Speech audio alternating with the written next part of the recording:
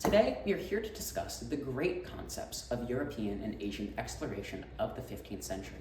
Specifically, we will discuss the case studies of Portuguese expeditions under Vasco de Gama and Chinese expeditions under Zhang He. Overall, these expeditions were similar and different in many ways, but we believe that the greatest fundamental difference between them was in their goals. The goal of the Portuguese expeditions was, in our opinion, to gain wealth and money for the nation of Portugal, whereas the goal of the Chinese expeditions was, in our opinion, to grow Chinese power internationally and to gain tributes for the Chinese government. These differences created a wide variety of differences in actions taken by these various nations during their expeditions that manifested themselves in many ways. Please consider our ensuing game show to further understand these differences in actions and decisions. Thank you. Hello everyone, and good evening, and welcome to a very, very special episode of Max's History Extravaganza. And this is where we bring history to your families in your very own homes. So, for this very special episode, grab a snack, grab a drink, and take a seat in that couch and enjoy. Before we begin, we would just like to mention that this show is sponsored by King Zamorian of Calicut. Come on down to Calicut today to get your best deals on very, very valuable natural resources that you may not know you need, but you do. And these prices, remember, are discussed only by officials, so you don't ever have to worry about corruption. What kind of a deal is that? I think it's a very good one. So for today's show, let's meet the contestants. First of all, we have Just a Guy. Welcome on the show. He lives in Ming Dynasty, China. He went on Zhang He's 7th voyage in 1431 as a doctor. Very, very cool. And he has a strong distaste for Portugal. Guy, do you care to elaborate on that? Portugal sucks. China for the win. He's opinionated. We gotta love him for that. Next up, we have the legendary JJ Goody. JJ Goody, welcome on the show. How are you feeling tonight? Excited. Good to hear. So, JJ Goody lives in 15th century Portugal, all the way on the other side of Eurasia. That's quite a trip between you two. Went on a voyage with Vasco de Gama in 1498 as a common sailor. That must have been interesting for you. And he has a strong distaste for China. Wow, we got almost a football match going on here. Very aggressive here. Do you care to elaborate on your voyage with Vasco de Gama? Yes, I visited the great city of Calicut. I see they're sponsoring today's event. An amazing place, amazing people. And I got to make a bunch of great trade deals, work with the people of Calicut, and it was overall a very amazing experience with the Portuguese. Glad to hear. All right, so topic of the day today, and this might be very fitting to you too, European and Asian exploration. So we got two polar representatives, we could almost say, ladies and gentlemen, for both sides of the world. And this is going to give us some very interesting perspectives, I'll tell you that. So, the rules. First of all, you can buzz when I finish reading the question that I am asking. You cannot buzz beforehand or you will risk disqualification. Next, each question is worth 1 point. After that, each question has only one correct answer. Remember that is important to consider. Analysis will be discussed later on, but that is just something you need to keep in mind. Remember, there are 10 questions in total for tonight's show, plus a bonus question, which may give one of you two a very, very, very good chance at winning. And whoever has more points at the end wins 10 pounds of gold.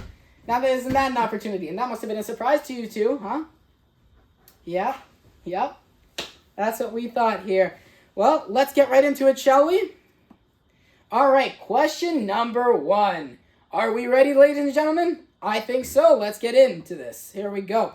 What nation commanded the world's largest naval fleet of the 15th century, sending up to 317 ships on voyages?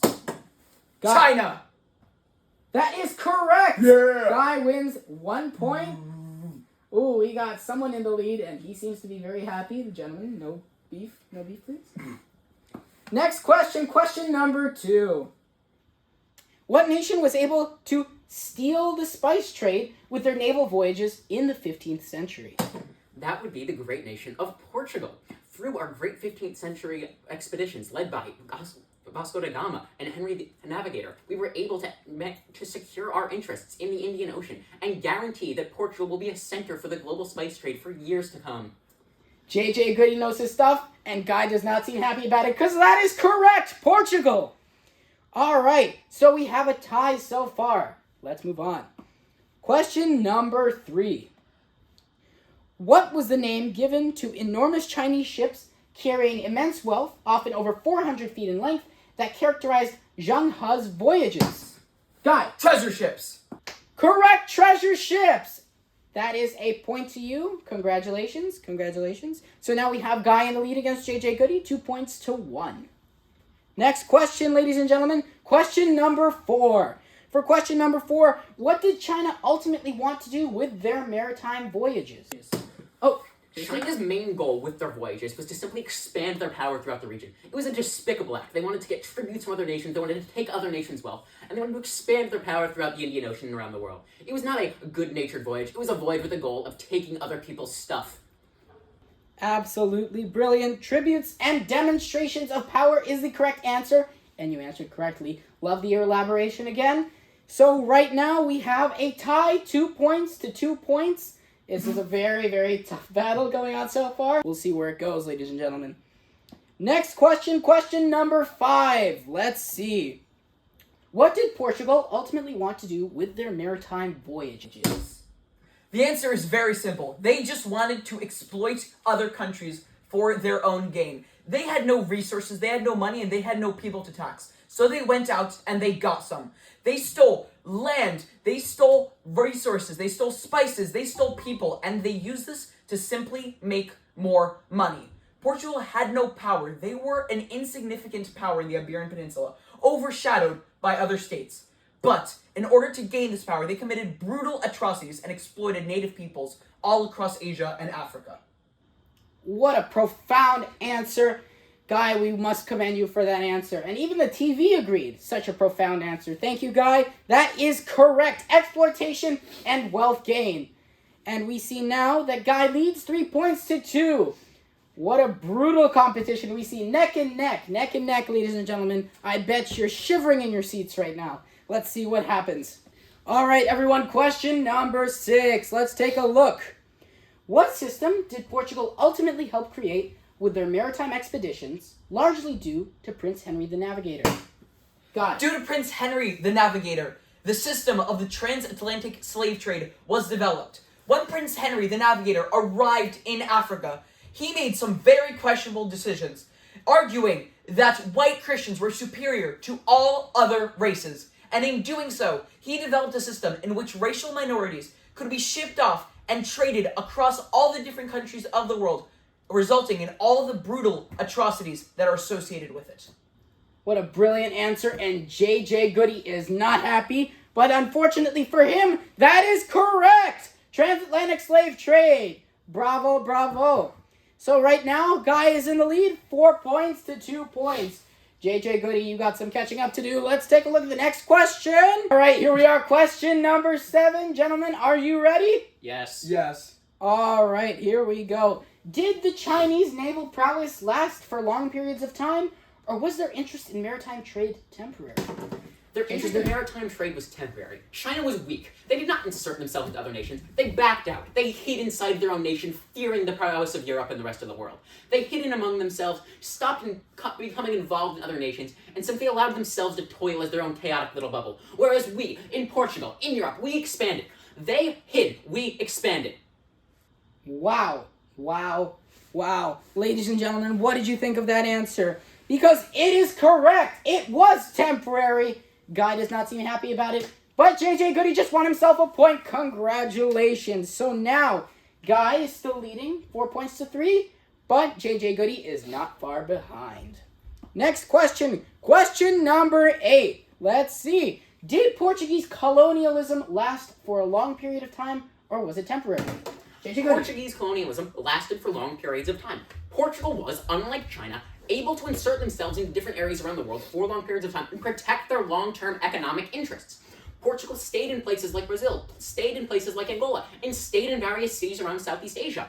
Portugal was able to keep up their goals, keep up what they were trying to accomplish, and help themselves become the economic powerhouse of the world that everyone knows Portugal as today. Woo! I'm sure you all like that as well, because that is correct! It lasted for a long time. And now we see with the score, it is a tie. Catching up work for JJ Goody. Guy, you gotta push forward. There's still some competition left. You both still have a chance. Let's see what happens. All right, question number 9. Let's see what it says. According to the writings of Ma Huan, how did the Chinese interact with the people of Calicut? Guy. The Chinese were really respectful in their interactions. They did not exploit, they did not brutalize, they did not steal resources. All they did was form powerful diplomatic relationships and leverage economic ties in order to receive tribute from the people, but rightfully so. They deserved to receive money from these people. They owed them that money. China committed no atrocities, unlike Portugal. All they did was take what was rightfully theirs through peaceful and diplomatic means. Correct.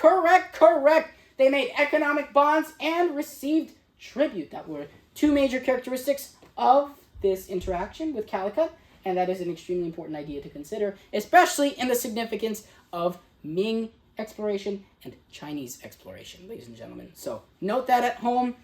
And now we see that Guy is in the lead, 5 points to 4. Holy moly. Neck and neck. It could not get more exciting than this, ladies and gentlemen. All right, everybody, question 10. Let's see.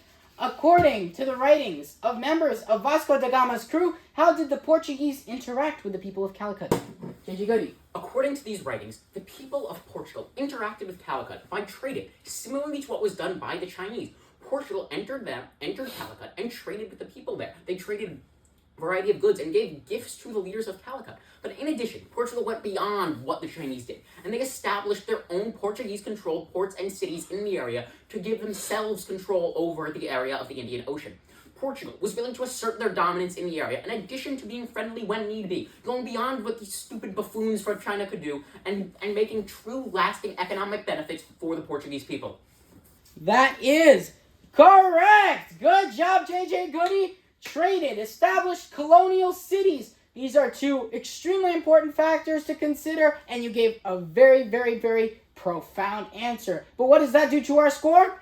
That leaves us at a tie, 5 points to 5. But remember, ladies and gentlemen, we have a bonus question. All right, ladies and gentlemen, now the moment you've all been waiting for, the bonus question. Let's see if we can have a tie break, or will we leave today with a tie still remaining? Gentlemen, are you ready? Yes. Absolutely. All right, let's take a look. What key facet of Chinese politics and education implemented by the Han Dynasty was revived by the Ming Dynasty in hopes to depart from the effects of the Yuan Dynasty? The literacy test. Incorrect!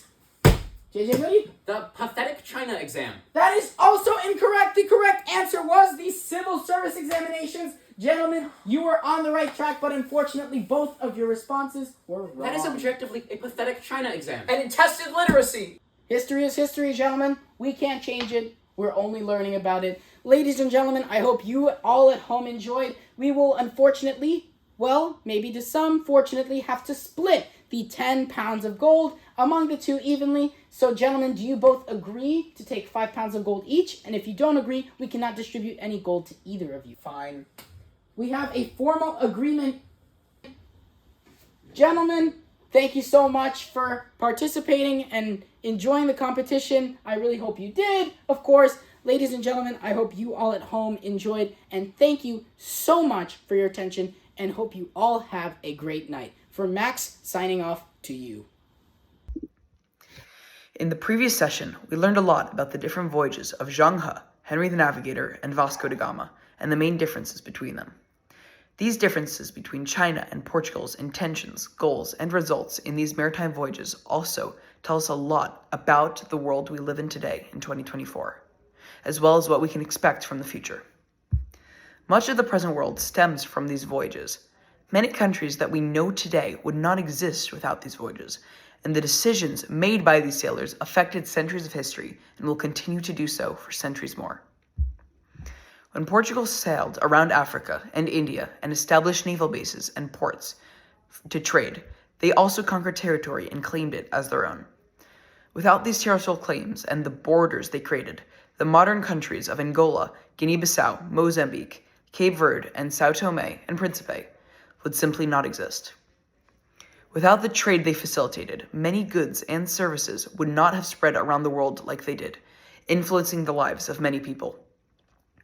Portugal retained many of these territorial gains for hundreds of years, and according to Oxford, even was the last European empire, only ending in 1999 with the handover of Macau to the People's Republic of China. The system of racial hierarchy created by Prince Henry the Navigator is directly responsible for much of the world's atrocious modern history with racism and all the implications it has.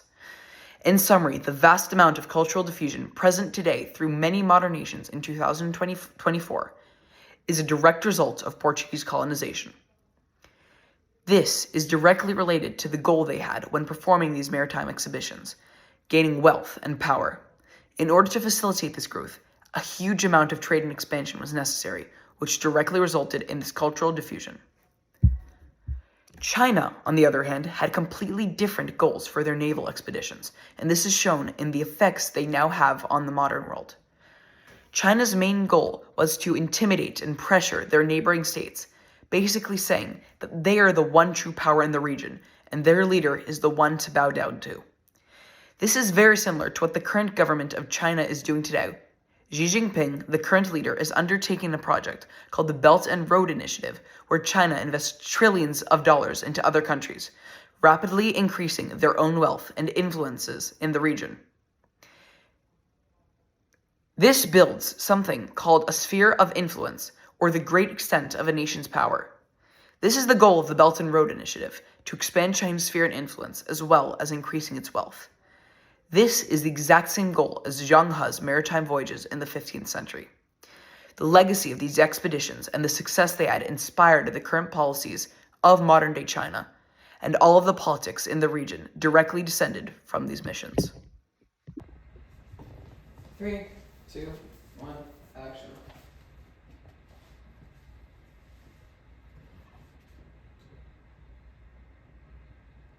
Ah, yes. China and Portugal. What fascinating case studies when trying to consider economic, political, and social reform during the early 16th century. One key factor that contributed to this change and this development in both regions were maritime voyages. Now, maritime voyages became characteristic of both civilizations, but in extremely different ways. And it is important to consider these differences, especially when trying to then analyze growth and change in both distinct societies and how this change was characterized. In China, we look to see that maritime voyages were primarily in effect due to the rule of Emperor Yang. Now, the Emperor Yang initiated the construction of what were known as treasure fleets. Treasure fleets were extremely massive, and they consisted of ships known as treasure ships.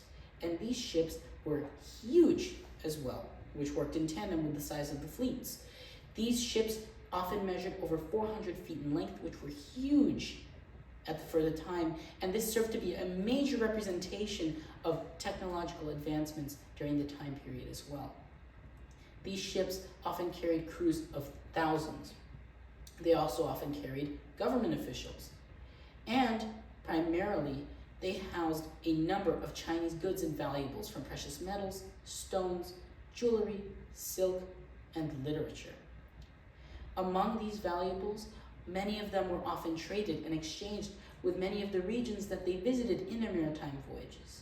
Now, as part of these visits, China's primary intents in their endeavors was to establish diplomatic relations, accord with foreign regions, and to possibly engage in trade, but also to showcase their superiority and the prowess of the imperial authority. In addition to this, they wanted to try to collect tribute from the regions that they visited. In this case, we looked to regions such as Southeast Asia, India, and in India, one of the key regions was Calcutta, and of course in Africa, through which China traveled and engaged in a number of different relations and established possible almost alliances with these regions in hopes to also, at the same time, whilst expressing its power, also respect the authority of the leaders which ruled over the regions to which they traveled. In Calcutta, we saw, of course, the debate and argument over the significance of trade. In this case, trade was extremely important, which Of course, China facilitated this trade in the respect that it brought extremely valuable goods to Calicut, and of course, Calicut provided a number of other valuable resources which China could return to its own regions to possibly diversify its regional economy. In this case, officials in Calicut argued prices, they debated prices, and they compromised prices. So there was, of course, a great sense of trust both between Chinese officials and, of course, the officials in Calicut, who interacted with each other in order to, of course, contribute to those general diplomatic relations. And this became extremely significant in the history of Chinese naval voyages. And of course, looking to other regions, we look to Portugal. Now, in Portugal, we saw that whilst in China, military and naval voyages were much larger, we saw them to be much larger and much longer, and of course, take into account much more expenditures on account of the imperial government. We saw that in Portugal, missions were much smaller, involved smaller crews, smaller ships. However, these missions were almost a form of passive-aggressive conquest because Portugal aimed instead to expand territory, to expand its population, to grow its economy, and to overall strike development, which as opposed to China. China at the time had a population of just over 93 million people. So it never really sought out to try to expand its territory. It instead wanted to create positive relations and strengthen the power of the Chinese, which was already existent over an extremely widespread area relative to the rest of Eurasia. Again, in Portugal, however, a population of just over 1.1 million people was significantly smaller relative to the Chinese population. As a result, the monarchy wanted to gain wealth, wanted to centralize power, wanted to create economic reform, and wanted to spark change in a much different manner from that of China. As a result, maritime missions were much more aggressive, much more focused, and much more direct, almost to an extreme extent to where Portugal aimed to try to overtake the societies it conquered, take advantage of natural resources, and not try to establish accord as China had did. As a result, it was much more aggressive, and intentions were evidently very, very different. In this case, these discrepancies become extremely important because the outcomes of both maritime missions in both separate regions are very different as well.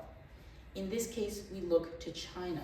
So under the jurisdiction of Zhang He, the maritime voyages in China were mainly done for, again, sustaining wealth, growing power, and emphasizing the prominence of Chinese imperialism. However, with time, Confucian scholars, who were of course very venerated in China and throughout other regions, started to not look as favorably upon the voyages because, again, they were extremely expensive.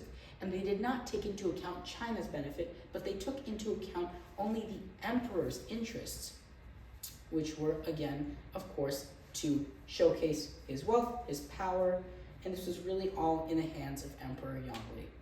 As a result, it was with time that these maritime voyages eventually were brought off, and instead expenditures became focused on emphasizing and growing China's economy.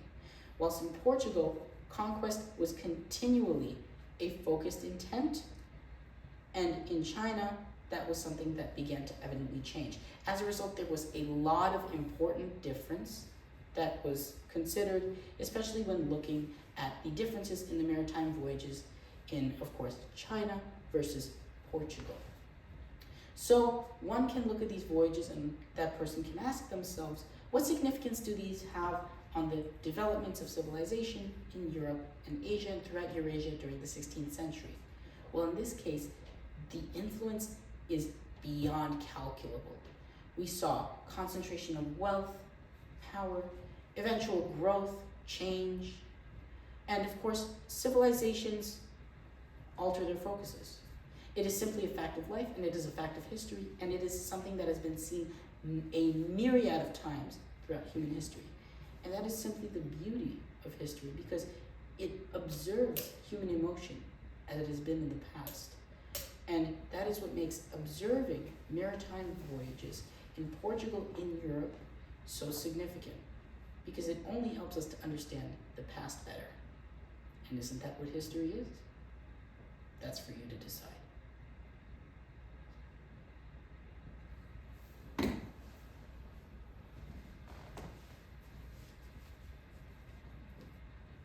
Cut. Better? Good.